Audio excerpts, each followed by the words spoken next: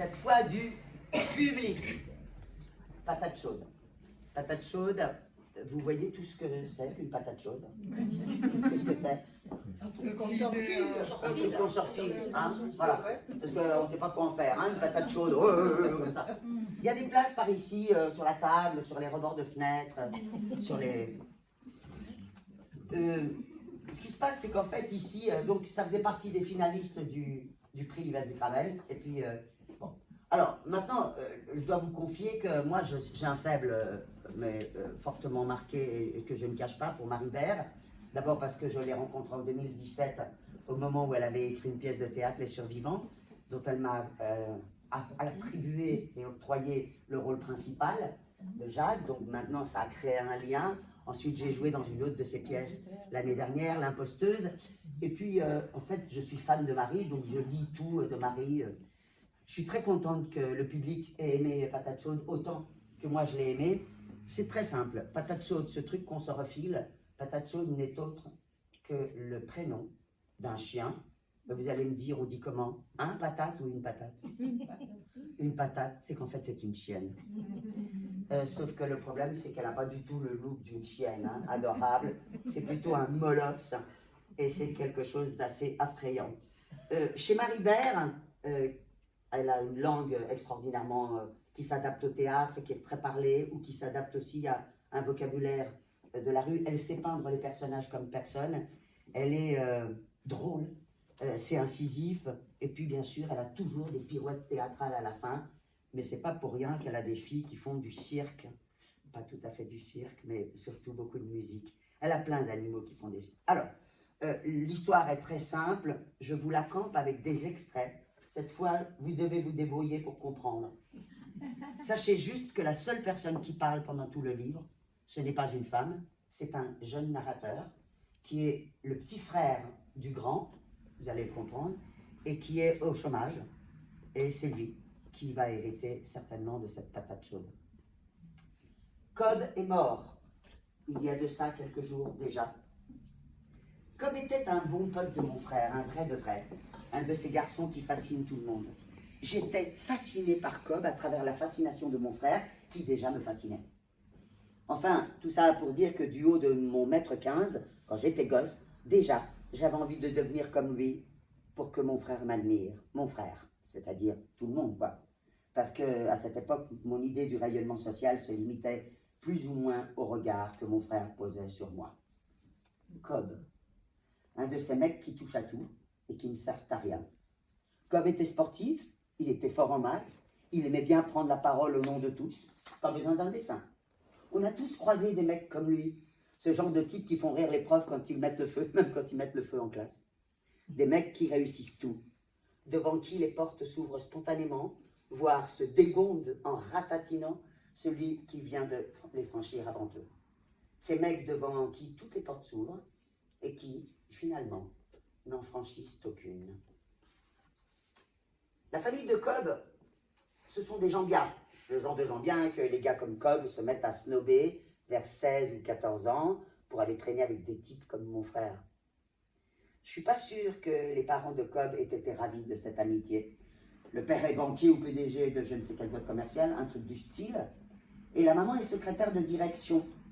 Mais pendant longtemps, elle a renoncé à travailler pour s'occuper de Cobb. Franchement, ils sont au top. Rien à dire. Leur baraque, tout ça, un vrai cliché. Pas la peine de développer. Des gens comme eux, il y en a partout. Ils ont tout fait à merveille. Et au final, voilà que Cobb s'est suicidé. Ça compte bien le début, hein? Alors, forcément, ça démarre à l'enterrement de Cobb. Viendra le frère, et puis on viendra petit à petit, on comprendra à travers les personnes qui passent à cet enterrement. D'abord, le jeune frère, il a très peur parce qu'il n'avait pas vu Cobb depuis longtemps, d'ailleurs il n'avait pas non plus vu son frère. Puis petit à petit, il y a aussi une fille qui s'appelle Diane, puis petit à petit, dans cet enterrement, on va lui filer la patate chaude. Alors, il habite, comme il est au chômage et qu'il galère un peu, ce jeune protagoniste, dont on ne connaîtra pas le prénom, hein, c'est important, parce que c'est vous. Ce jeune protagoniste est au chômage.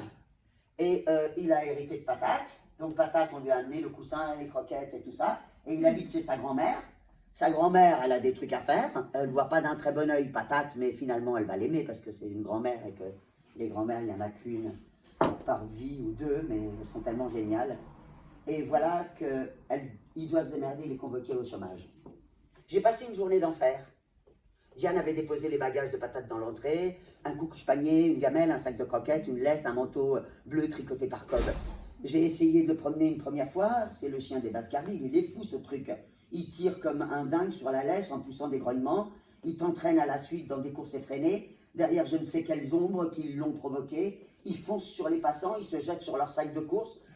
Tu as ceux qui essayent de l'éviter, de le contourner en regardant droit devant eux, ceux qui m'insultent, et ceux qui veulent entrer en contact avec lui en lui parlant, mais ça ils s'en foutent, ou en le caressant, et alors là, il saute sur le côté pour éviter la main, puis il se dresse sur ses pattes arrière, et là, debout, c'est lui qui leur caresse le bras comme une brute avec ses coussinets à boules. Le protagoniste ne sait toujours pas que c'est une chienne. Hein. Bon, alors, la grand-mère lui dit, je ne peux pas aller promener ton chien, t'as qu'à l'amener au chômage. J'ai eu du mal à le réveiller, Patate. J'ai eu du mal à réveiller Patate qui était parti pour faire sa sieste après la promenade. Il s'est mis à grogner. Une fois sur place, j'ai voulu l'attacher à un grillage devant le chômage. Il est devenu fou. Il sautait sur place en poussant des aboiements sur aigus, puis il s'est mis à pleurer. Tout le monde dans la rue s'arrêtait pour le plaindre. Vous n'allez pas le laisser tout seul comme ça, a demandé une dame. Ah, vous ne pouvez pas laisser ce chien ici, a déclaré une des réceptionnistes alertée par le vacarme qui était sortie de son petit enclos vitré pour venir me montrer du doigt une pancarte interdisant, sans distinction, les trottinettes, les pique-niques, les chiens, les vélos et les clopes. J'ai donc pris le chien. Juste à ce moment-là, vous avez compris que je saute des paragraphes. Hein. Ma conseillère est apparue sur le pas de porte. Mais enfin, m'a-t-elle rabroué, vous ne pouvez pas vous présenter ici avec un animal. D'abord, il n'a rien à faire dans la maison. C'est bien un truc qui m'énerve, c'est quand les gens parlent de leur boîte en disant maison. Ma prof de physique, elle faisait ça, elle aussi. Elle disait des trucs comme on ne tolère pas ce genre de choses dans la maison, ou encore depuis le temps que je travaille dans la maison. En plus, les gens disent toujours ça dans un contexte où ils te font sentir que la maison en question n'est pas vraiment la tienne, que tu y campes juste un rôle de figurant, alors qu'ils y occupent une fonction primordiale. J'ai bafouillé, c'est-à-dire que c'est un imprévu de dernière minute. J'ai essayé de chuchoter, mais toute la salle d'attente avait envie de savoir ce que j'allais objecter à la conseillère, et il m'était difficile de rester discret. C'est le chien d'un de mes amis qui vient de décéder. Peut-être a-t-elle concédé, mais il n'a pas sa place ici, décédé ou pas.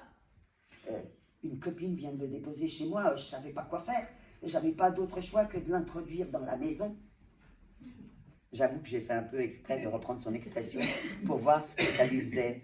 Bingo, elle a tiqué. Bon, alors déjà, a dit la conseillère, je vais vous donner un autre rendez-vous.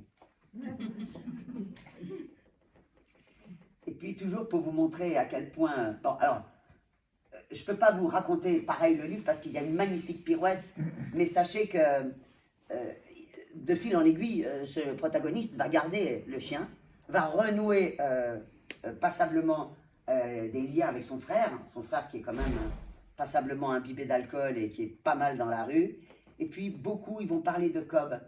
Et plutôt que de vous raconter ce que vont devenir les protagonistes et ce que va devenir Patate, et surtout ce que va devenir l'avenir de ce jeune start-upper, je vais vous raconter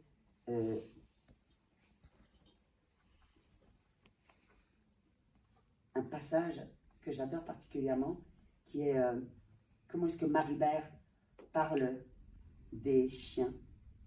Non, comment elle parle de Cobb. Les chiens, c'est plus tard. Le frère, le grand frère et le petit frère sont réunis. Il a fini par le retrouver dans une caravane et ils sont avec Cobb et ils discutent. Et on va entendre ce que dit le grand frère. C'est bizarre quand même, a remarqué mon frère, qu'il n'ait pas laissé un mot, un truc pour dire à qui il voulait confier sa chienne. Ça lui ressemble pas. Il l'a kiffé trop, sa bestiole. T'es sûr que ces vieux ont rien vu passer? Appelle-les, bordel. C'est pas possible que Cobb ait laissé Patate comme ça.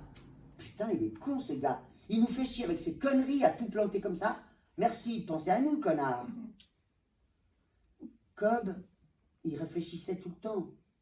Tu dis de la merde, tu le connaissais pas vraiment, tu mérites pas sa chienne. Allez, dégage de ma piole, tu m'as saoulé. C'est toujours le frère qui parle, le grand. Personne n'a jamais rien compris à Cobb ici, dans cette bourgade de merde. Il se faisait jeter partout, alors que c'était un ponte, ce gars-là. Un vrai de vrai. C'est d'abord l'école qu'ils l'ont viré. Et tu sais pourquoi? Parce qu'il a niqué une prof. Tu le savais pas, hein? Bah bien sûr que je le savais. Ah ouais? Il était con? Qu'est-ce que c'est ça que tu dis, toi? Tu t'es vu, toi? Regarde-toi, t'es exactement le prototype du mec qui a raté sa vie, petit frère. T'as ramé pendant 10 ans à vouloir faire des études pour décrocher des stages non payés, que t'enchaînais comme une bourrique, tu bossais la nuit, tu faisais peine à voir, franchement t'étais transparent gamin. Et maintenant, tu fais rien. Ton CV vaut pas un clou. Tu glandes chez grand-maman, tu fais le babysitter gratis pour 2 petits cons. Nous, au moins, on a pris du bon temps avec Cobb. Sérieux, quoi. On a voyagé, on a vécu des trucs, mais t'as même pas idée.